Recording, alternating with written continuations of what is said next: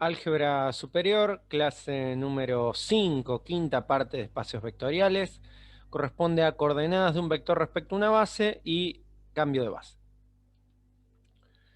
Bueno, tomamos un espacio vectorial B y consideramos una base de ese espacio vectorial de vectores B corta, B sub 1, B sub 2, B sub n. ¿Sí? El conjunto de vectores B corta es base del espacio vectorial B. Entonces, por definición, cualquier vector X que pertenezca al espacio vectorial B se tiene que poder expresar como una combinación lineal de los vectores B corta. Uno de los teoremas que hemos probado es que los escalares alfa, alfa sub 1, alfa sub 2, hasta alfa sub n, son únicos para cada una de las bases del espacio vectorial. Esos escalares, precisamente los escalares que escriben a X como combinación lineal de la base B, es lo que vamos a denominar coordenadas de X respecto a la base. Y podemos escribir, si tomamos en aclaración que estamos escribiendo a X en términos de la base B, únicamente los escalares. Dado que la base está dada por dato, la base B larga es base del espacio vectorial, entonces si sabemos que estamos trabajando en la base B, podemos obviar nombrar los vectores y definir el vector X únicamente por los escalares. Esos escalares son los que se denominan coordenadas del vector X respecto a la base, y siempre tenemos que aclarar, salvo que estemos trabajando en la base canónica, siempre tenemos que aclarar en qué base estamos trabajando. Bueno, un ejemplo numérico antes de pasar a la interpretación geométrica. Tomamos un vector x24. 2,4 es en la base canónica, 2,4 son las componentes del vector, y tomamos la base B formada por los vectores 1, 1 y menos 1, 2. Entonces, si yo ahora quiero expresar el vector 2, 4 en términos de la base B, necesito encontrar los escalares alfa 1 y alfa 2 que me permiten escribir al vector 2, 4 como esta combinación lineal, ¿no? Usando la definición de base de un vector y bueno, el concepto de combinación lineal. Esto es un sistema de ecuaciones, es un sistema matricial. Si yo lo paso a, a ecuaciones lineales, bueno, me va a quedar 1 por alfa 1 menos 1 por alfa 2 igual a 2, ¿no? Sacando la cuenta, igualando componente a componente, y 1 por alfa 1 menos 2 por alfa 2 igual a 4. Eso directamente lo voy a trabajar de forma matricial. Acá se suele escribir una línea separando la matriz de coeficientes de la columna de resultados. Y si 2, 4 se puede expresar como esta combinación lineal, este sistema tendrá que ser compatible determinado. Dado que los escalares alfa 1 y alfa 2 tienen que ser únicos, este sistema está obligado a ser compatible determinado. Si no lo fuese, 2, 4 no se podría escribir como base, perdón, como combinación lineal de la base B, lo cual sería absurdo, implicaría o que B no es base o que 2, 4 no está en el sistema de ecuaciones. Bueno, escalonamos la matriz. Esto ustedes lo saben hacer, ¿no? Con operaciones elementales entre filas y columnas. Y llegamos a la conclusión que alfa 2 es 2 tercios y que alfa 1 es 8 tercios.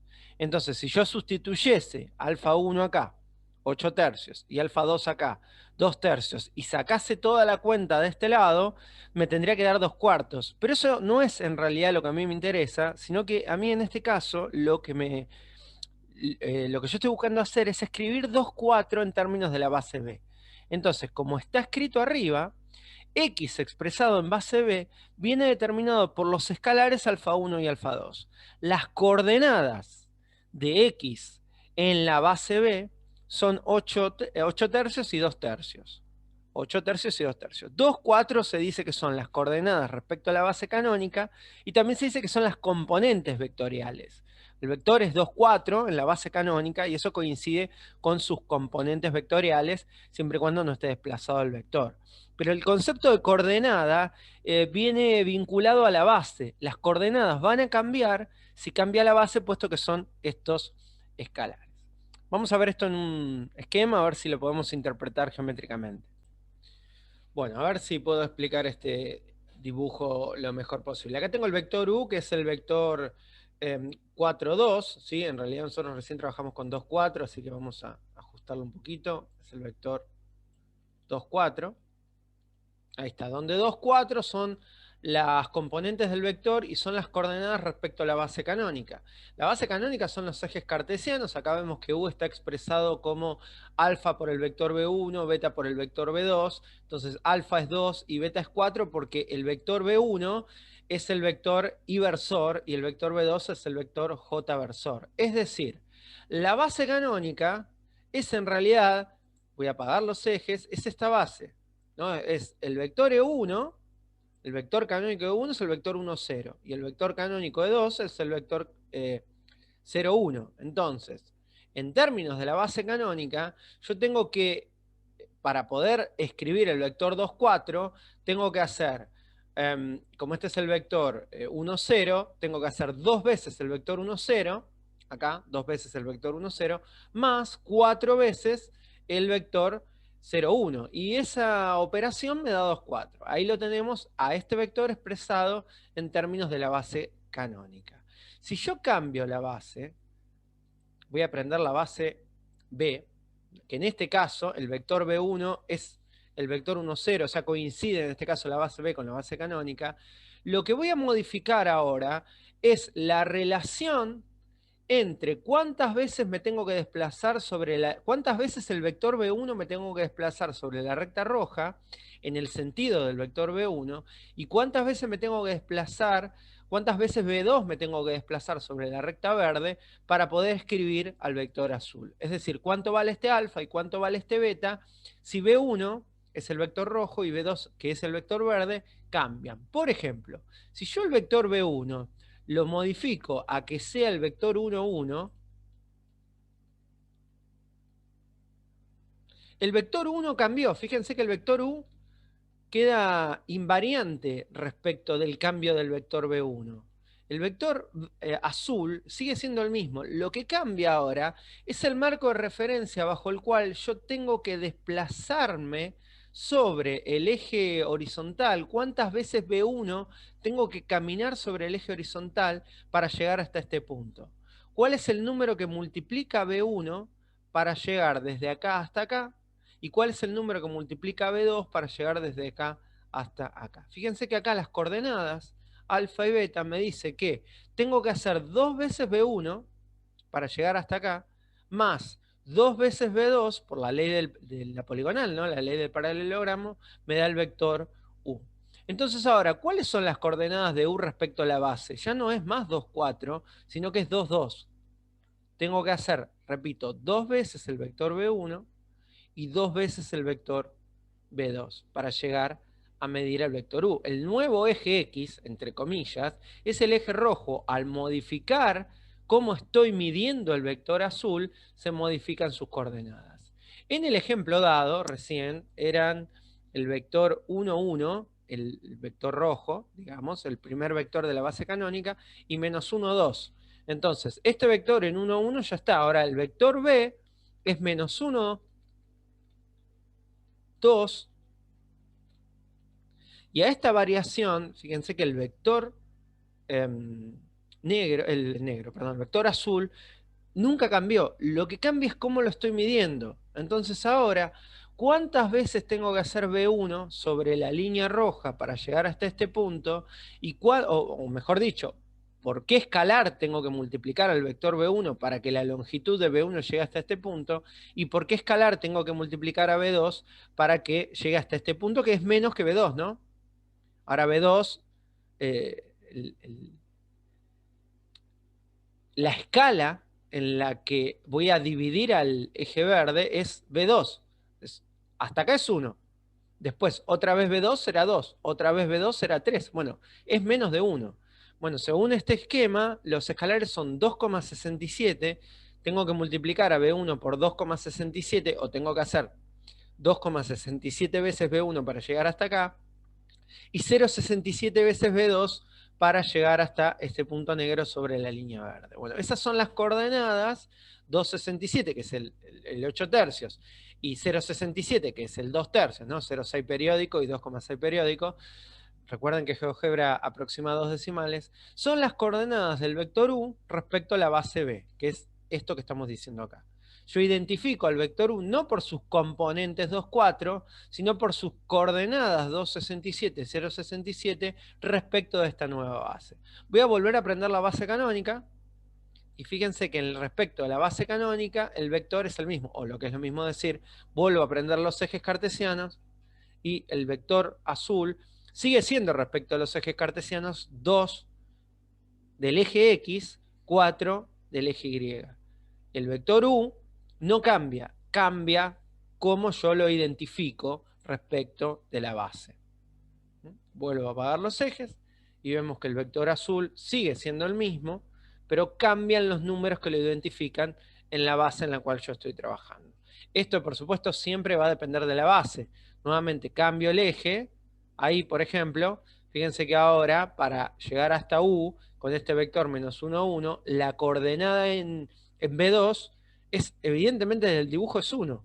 Y eso también lo vemos acá en el cálculo. Ahí las coordenadas del vector U respecto de la base 1, 1 menos 1, 1 son 3, 1. Ese vector azul es 2, 4 en la base canónica, pero es 3, 1 en la base 1, 1 menos 1, 1. Bueno, ahora en R3. Ahora yo tengo un vector de coordenadas en R3, de coordenadas en base canónica 2, 3, 4, y tengo una base definida por el vector verde, el rojo y el azul, el rojo, el verde y el azul en realidad, que son los versores canónicos, ¿no? El I-versor, el J-versor, el K-versor. Acá creo que se ven las componentes, ¿no? 1, 0, 0, X, Y, Z, 0, 1, 0, X, Y, Z, 0, 0, 1, X, Y, Z. Esto coincide en este caso con los ejes canónicos.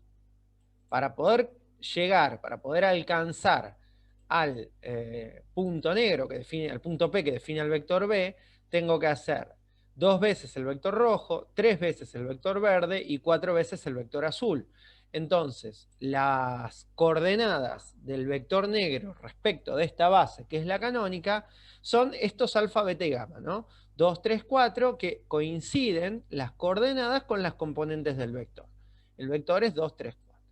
¿Qué pasa si yo modifico los vectores de la base bajo la cual estoy midiendo el vector negro? Por ejemplo, cambio al vector rojo, lo cambio por el vector 2, 0, 0.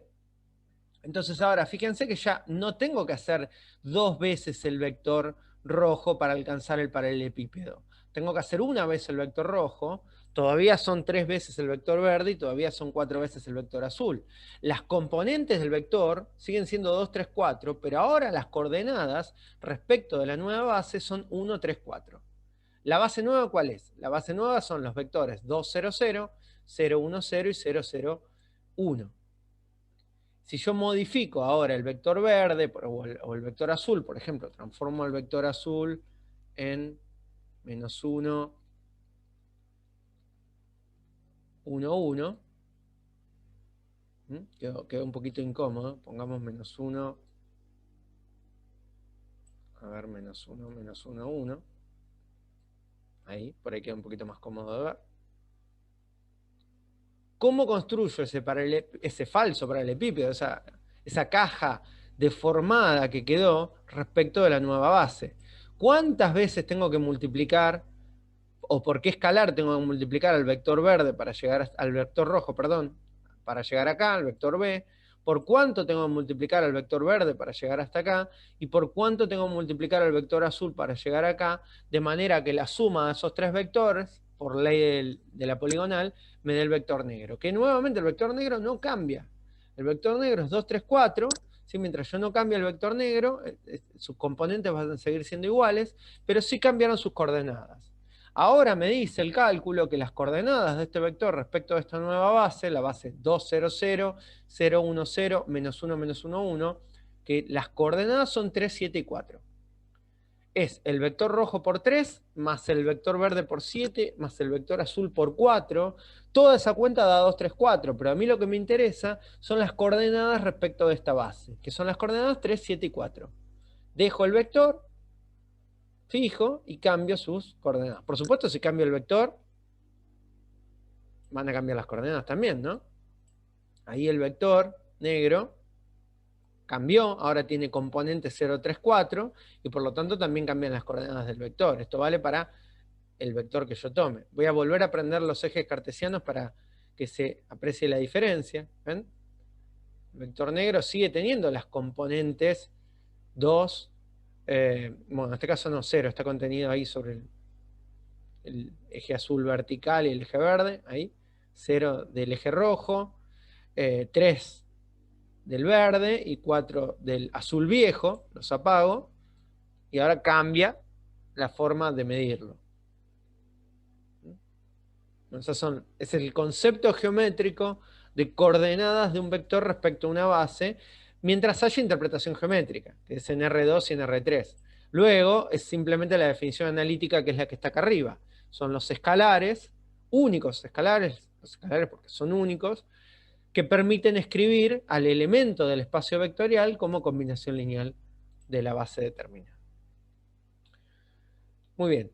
Matriz de cambio de base. Bueno, tomamos ahora una base de NB vectores de una base vectorial, y entonces lo que busco es una matriz tal que cuando multiplico el vector en una base, en este caso en la base canónica, lo multiplico por la matriz, me devuelve directamente el vector en la base B. ¿Qué me permite evitar la matriz de cambio de base, o a veces se llama matriz de transición? Me permite evitar tener que resolver el sistema de ecuaciones que hice en el ejemplo 1 cada vez que quiera pasar un vector de una base a otra. La matriz de cambio de base me permite directamente tener un operador que al multiplicarlo por un vector me lo devuelve en la base nueva. ¿Sí? A esa matriz se denomina matriz de cambio de base y admite esta notación, que sería la matriz de la base E a la base B. Fíjense cómo opera, ¿no? Yo multiplico a la matriz por un vector en la base canónica y el resultado está en la base B. Por eso va de la base E a la base B, de arriba hacia abajo, o alternativamente con esta simbología, de la base E, flechita, a la base B. La segunda simbología, me parece a mí, es más clara, ¿no? Porque hasta la flecha me está poniendo, pero ocupa más espacio, así que yo por lo general uso la primera, pero es indistinto, ¿no? La matriz lo importante es que ustedes sepan qué notación están usando para poder identificar de dónde a dónde va la matriz, porque no es lo mismo la que transforma la base canónica en la base B que la que transforma la base B en la base canónica. Está definida por distintos números. Bueno, tomemos un sistema, ¿sí? Tomamos este sistema. X es el vector en la base canónica, alfa 1, alfa 2 hasta alfa n son los escalares que yo quiero averiguar, y B1, B2, Bn son los vectores de la base canónica. Yo quiero escribir a X como alfa 1, alfa 2, alfa 3, como hicimos en el ejemplo anterior, es decir, en la base canónica. Perdón, en la base B. Bueno, si esto lo planteamos como sistema, todo lo que multiplique alfa 1 va a quedar en la columna de alfa 1, porque alfa 1 es la incógnita. Todo lo que multiplique alfa 2 va a quedar en la columna de alfa 2, porque alfa 2 es la incógnita, etcétera, etcétera, etcétera. La matriz de coeficientes está formado por el vector B1 como columna, el vector B2 como columna en la segunda componente, etcétera, etcétera, etcétera. Esta matriz de coeficientes, esta matriz que está formada por los vectores expresados como columna, es evidentemente inversible. ¿Por qué? Recordemos el repaso de matrices que vimos en la clase anterior. Si las columnas son linealmente independientes, la matriz es inversible, y las columnas son linealmente independientes por hipótesis, dado que B1 es base del espacio vectorial, y que sea base implica la independencia lineal. Entonces esta matriz tiene inversa. Esto planteado como sistema, lo que está acá arriba en este renglón, planteado como un sistema de ecuaciones, es la matriz de coeficientes por la matriz de incógnitas, me tiene que dar la matriz columna de resultados. Repito, la matriz de coeficientes por la matriz de las incógnitas, por ese producto me tiene que dar la matriz de columna de resultados, ¿no? Esto es pasar un sistema de ecuaciones lineales a su forma matricial. Bueno, ya está casi, porque esto que está expresado como columnas son los escalares que yo quiero. Esto así expresado como columnas es el vector X expresado en la base B como columna. Y esto, x1, x2, x3, xn, es el vector X expresado como vector columna en la base canónica. Entonces, se parece mucho a donde yo quiero llegar, pero la matriz está en el lado equivocado. Yo tengo la matriz multiplicando al vector en la base B, ¿sí? Y eso me está dando por resultado el vector en la base canónica. Y fíjense lo que yo quiero, lo quiero al revés. Quiero una matriz que multiplica al vector en la base E y que me dé por resultado en la base E. No sé si lo dije bien, lo voy a repetir. Yo quiero una matriz que multiplique al vector en la base canónica y me dé por resultado en la base B. Y lo que yo tengo acá es una matriz que multiplica al vector en la base B y me da por resultado en la base canónica. Pero bueno, dado que sé que esta matriz es inversible, puedo multiplicar lado a lado por su inversa. Cuando multiplique adelante esta matriz por su inversa y lo opere, me va a dar la matriz identidad, que es el neutro multiplicativo, así que se va. Y del otro lado me queda la inversa de esa matriz, multiplicando a el vector X en la base canónica, y ahora sí tengo lo que quería. Es decir, esta matriz, los vectores de la base B expresados como columna, pero invertida, es mi matriz de transición, de la base E a la base B. Esta matriz, que tiene a los vectores de la base B expresados como columna y luego invertida, cuando la multiplique por un vector en la base canónica, me va a devolver el mismo vector que estoy multiplicando, pero en la base B. Si retomamos ahí arriba y nos ponemos a pensar en la definición y en la matriz que tenemos acá escrita, creo que es fácil de ver que esta matriz es también una matriz de transición, solo que yo le estoy dando la matriz en la base B y me está devolviendo el vector en la base canónica. A esta matriz la estoy multiplicando por un vector en la base B y me está devolviendo el mismo vector en la base canónica. Entonces, esta matriz es la matriz de transición de la base B a la base B. De la base B a la base E. Esta matriz, que tiene a los vectores de la base B expresados como columna, va de la base B a la base canónica. E invertida, va de la base canónica a la base B. Tengo no solamente la matriz que estaba buscando, sino la matriz que invierte el camino de este cambio de base. Bueno, un ejemplo. Hallar la matriz de transición de la base E a la base B, siendo esto la base B y E es la base canónica de R3, el I versor, J versor, K versor. Bien, vimos en el teorema previo que la matriz que va de E a B es la inversa que va de B a E. Y la matriz que va de B a E es la que es fácil de armar, porque tomo los vectores de la base B, los expreso como columna. Lo único que tengo que hacer ahora es invertirlo. Invierto el orden de la transición, en vez de B a E, de E a B, que es la que el ejercicio me pide, invierto la matriz. Bueno, esa matriz invertida, les dejo los cálculos, por supuesto, para ustedes, ¿sí? Si no recuerdan cómo hallar la inversa de una matriz, tómense el trabajo de repasarlo. Ahí tenemos la matriz de E a B. Esta es la matriz que me permite ir de la base E a la base B. Ahora, si yo, por ejemplo, multiplico esta matriz por el vector 1, 4, 18, el resultado es el vector 1, 4, 18, pero en la base B. ¿Sí? Que sería, ¿por qué número tengo que multiplicar el primer vector? Más, ¿por qué número tengo que multiplicar el segundo vector? Más, ¿por qué número tengo que multiplicar el tercer vector? Para que me dé el vector en la base canónica. Bueno, acá fíjense que se puede escribir de manera un poquitito más cómoda si extraemos escalar común 1/3. Si no es del todo cómodo para la operatoria, pero sí para, por ejemplo, para dar una respuesta, es por ahí un poquitito más elegante la segunda que la primera, pero es la misma matriz, ¿no? Bueno, teorema que nos va a servir para resolver varios ejercicios. Sean B1 y B2 bases de un espacio vectorial, entonces ahora extendemos lo que vimos antes, que utilizaba la base canónica, a dos bases generales. La inversa de una matriz que va de una base a otra base ahora, de una base que no es la canónica a otra base que no es la canónica, si lo invierto también funciona. No solamente el hecho de invertir una matriz invierte el orden si una de las dos bases es la canónica, sino que invierte el orden en cualquiera sean las dos bases. Bueno, por hipótesis, ¿qué hace la matriz que va de B1 a B2? Cuando lo multiplico por un vector en la base B1, me devuelve en la base B2. ¿No? Esa sería la definición de la matriz de transición que va de B1 a B2. ¿Por qué es inversible B1 a B2? Bueno, por lo mismo que vimos antes. Está formada por coeficientes que dependen de los escalares de las bases. Entonces es necesariamente inversible. Invertimos miembro a miembro. Mejor dicho, operamos por la inversa de la matriz de B1 a B2, miembro a miembro. De este lado, al asociar, me va a dar la matriz identidad, que es neutro multiplicativo, y llegué a la tesis, ¿no?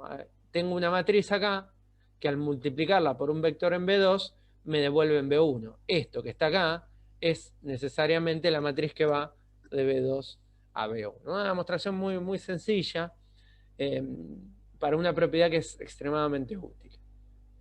Otro teorema también muy, muy útil para ayudarme a resolver los ejercicios. Tomo ahora tres bases, B1, B2 y B3.